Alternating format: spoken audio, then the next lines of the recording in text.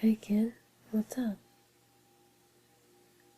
You look pretty good for someone who's been through so much. Oh yeah, I work here. What? You've never seen a skeleton with 2 jobs before? More jobs means more legally required breaks, so, I don't mind it. I like breaks. Unfortunately, I don't have more for today, but I get off pretty soon if you want to hang around. We could go grab some dinner after my shift. Yeah, it's just in a few minutes, but the boss doesn't like it if I leave early. Here, have a seat. How was your date with Papyrus? He talks about it all the time. My brother really cares about you. Platonically, of course, but he does. I don't think there's an hour in the day where he doesn't say something about you. It's always, did you hear what the human did? Or, hey, I wonder how the human's doing. Or, I should call the human and check on them.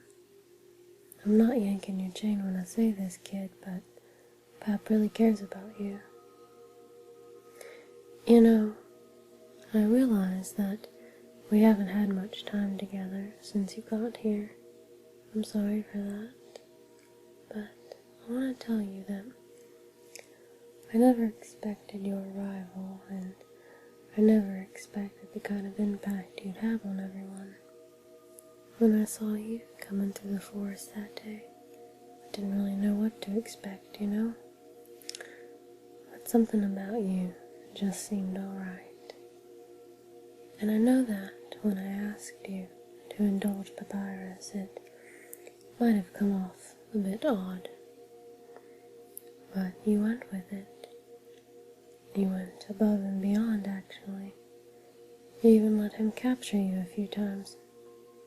I don't think you'll ever fully comprehend what that means to him, or what it means to me. Papyrus hasn't been doing so great lately. He's been having a rough time. There was an incident of sorts that happened to us a while ago, and he just hasn't been the same since. He's tried really hard. He goes through all the motions of being confident, of being cool, of being happy.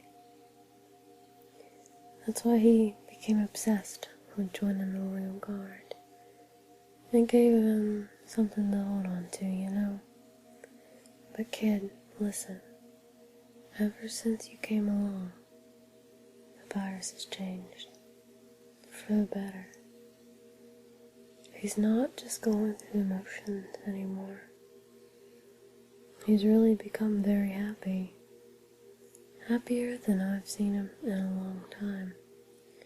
Capturing you, finally getting to use his puzzles, all of that has made him more confident in himself. Genuinely confident.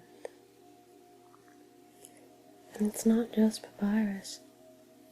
Everywhere you go, you seem to bring joy to people. I've seen it, kid. Even in the smallest things. You buying ice cream from that guy who's been trying to sell it for ages. The fact that you're still carrying around that piece of snowman. You listen to people and you try to help them. You're giving people hope, kid. And that's what the underground needed more than anything. I'm just glad that this is how it's going. There are a lot of other ways it could have gone, kid. I don't know if you're even aware of that, but there are a lot of paths you could have taken. A lot of paths that could have led us to some seriously bad times. But this is our timeline for now, kid, and who knows? Maybe we'll get that perfect ending after all. Oh, yeah, I'm just kind of talking at you now. I'm sorry, kiddo. I know that maybe it doesn't really all make sense to you. That's alright. I want you to remember what I'm saying. And I want you to remember and be aware of every action and every choice you've ever made. I want you to remember who you are. I want you to know that you're in control and you have the power. Someday, kid, you might have to make some choices. Some choices that aren't easy. Choices that might not have any clear-cut answer of right or wrong. And on that day, kid, I want you to remember what I've said. And I want you to remember everything you've done. And remember that just because you can doesn't mean you have to. Oh hey, look at that. Looks like my shift is over. So, how about it, kiddo? Wanna go grab some dinner with me before you head on to the core? Great, thanks for treating me. Come on, over here. I know a shortcut.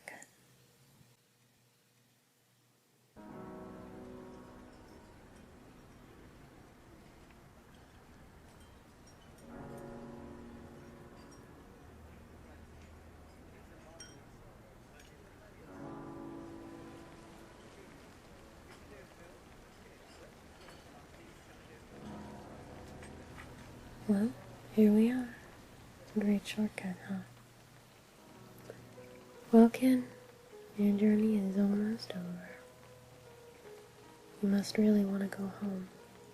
Hey, I know that feeling. Though, maybe sometimes it's best to take what's given to you. Maybe you should ask yourself if what you have to do is really worth it. I mean, down here you already have food, drinks, friends. I don't know what your life was like on the surface, but maybe you should think about it. You've got people down here who care about you, kid. People who would take care of you. You could stay with us, me and Pep. We'd make room for you, happily. You've got friends, kid. Friends who don't want to see you go. You may not have ever thought it would happen, monsters and humans, but you've proven that wrong. You know, you're not the first human to come through here, but you're certainly the only one who has made this type of lasting impression. The only one who... Forget it. I'm rooting for you, kid. I hope you know that. Hey, let me tell you a story.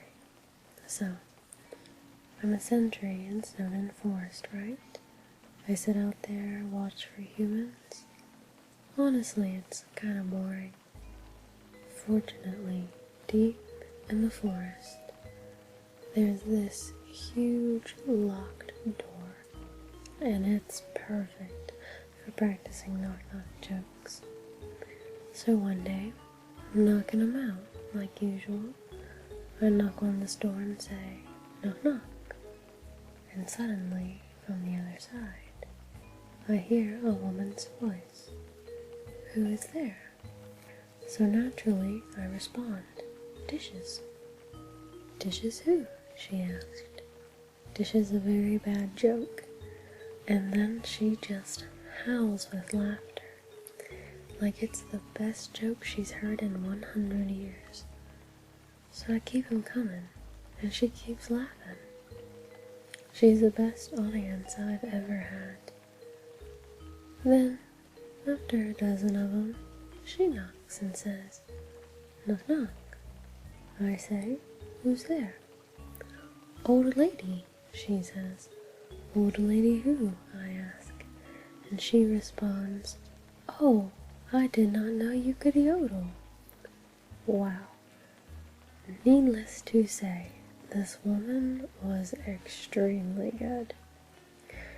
We kept telling each other jokes for hours, but eventually I had to leave. Papyrus gets kinda cranky without his bedtime story, but she told me to come by again, and so I did. Then I did again, and again. It's a thing now, telling bad jokes through the door. It rules. One day, though, I noticed she wasn't laughing very much. I asked her what was up. Then she told me something strange. "If a human ever comes through this door, could you please promise something? Watch over them and protect them while you're not." Now, I hate making promises, and this woman, I don't even know her name, but someone who sincerely likes bad jokes has an integrity that you can't say no to. Do you get what I'm saying? That promise I made to her. Do you know what would have happened if she hadn't said anything? Buddy, you'd be dead where you stand. Hey, lighten up, bucko. I'm just joking with you. Besides, haven't I done a great job of protecting you? I mean, look at yourself. You haven't died a single time. Hey, what's that look supposed to mean? Am I wrong? Well, that's all. Take care of yourself, kid. Because there's someone else out there that really cares about you. Thanks for your time, kiddo. I'm sure I'll see you again.